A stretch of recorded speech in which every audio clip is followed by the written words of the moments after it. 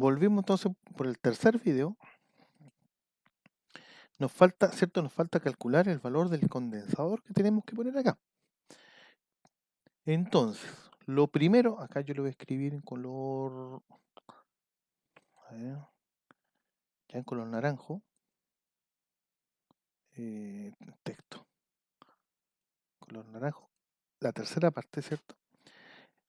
Como nosotros tenemos que poner un condensador acá, en paralelo, en ese condensador se va a generar una potencia, va a ser una potencia reactiva, ¿cierto? Entonces nosotros podemos saber que la potencia reactiva que se genere en ese capacitor va a ser la potencia reactiva original menos la potencia reactiva deseada. 250 bar menos los 66.42 bar. Ya. Ahora ya tenemos la potencia que se tiene que generar en el condensador que vamos a poner acá. Lo vamos a dibujar, ¿cierto? Aquí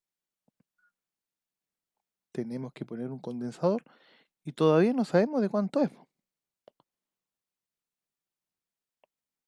Nuestro objetivo es llegar a saber qué valor, cuál es la capacitancia de este condensador, ¿cierto?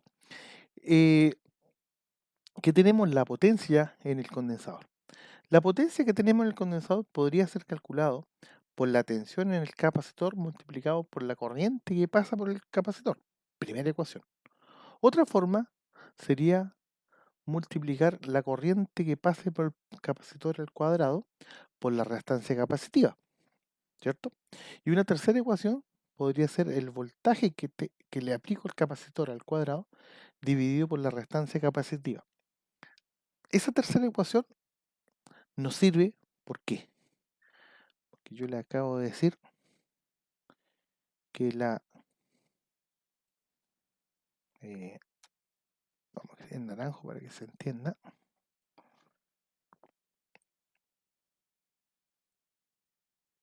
que la potencia que se genera en el capacitor va a estar dado por la potencia, por la tensión que se aplique el capacitor al cuadrado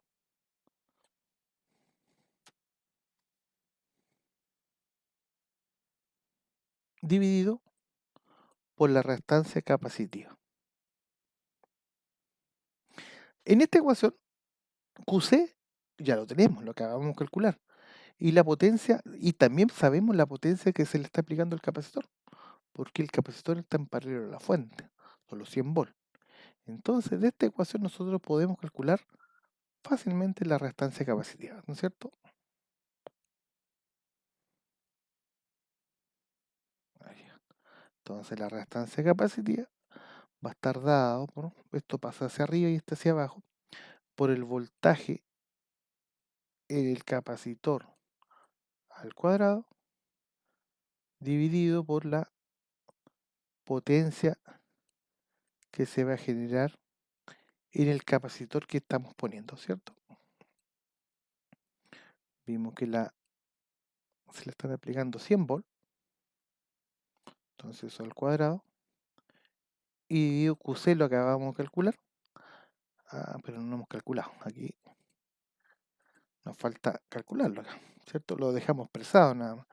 250 menos 66.42. 250 menos 66.42. 183,6. 183,6 volt-ampere. Esa va a ser la potencia que se tiene que disipar en el condensador, ¿cierto? Eso es QC. Entonces, 183,6. Ya. Entonces ahora, calculadora. 100 al cuadrado, en este caso son 100 porque nuestra fuente de 100 volt dividido por 183.6. 54.47.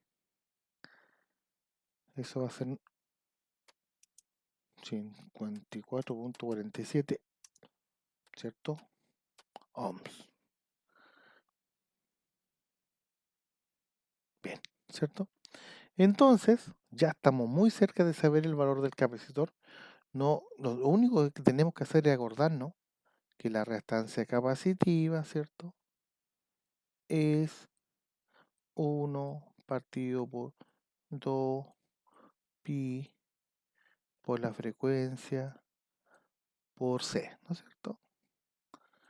Esta C pase hacia arriba, el XC pase hacia abajo, por lo tanto yo aquí ordenando la ecuación, yo podría saber que el valor del capacitor, y lo puedo dejar en forma lineal para que sea más fácil, sería 2 pi por la frecuencia por XC y eso elevado a menos 1. De acá ya tenemos todo, este 2 una constante, pi una constante, la frecuencia la sabemos y el XC lo acabamos de calcular. Entonces, de ahí podemos saber que C es igual, tomamos una calculadora, la corremos acá, abrimos paréntesis, 2 por pi por la frecuencia que son 50 Hz y la restancia, ¿cierto? Capacitiva que son 54.47. Ah, me faltó esto a la menos 1. Y apretamos la tecla ingeniería. 58,44 eh, microfaradios. 58 microfaradios, para que no vamos a complicar, ¿cierto? Pongamos que son 58 microfaradios. Ya hemos calculado el valor del capacitor. Vamos a detener la grabación para que no queden muy largos. Acá está.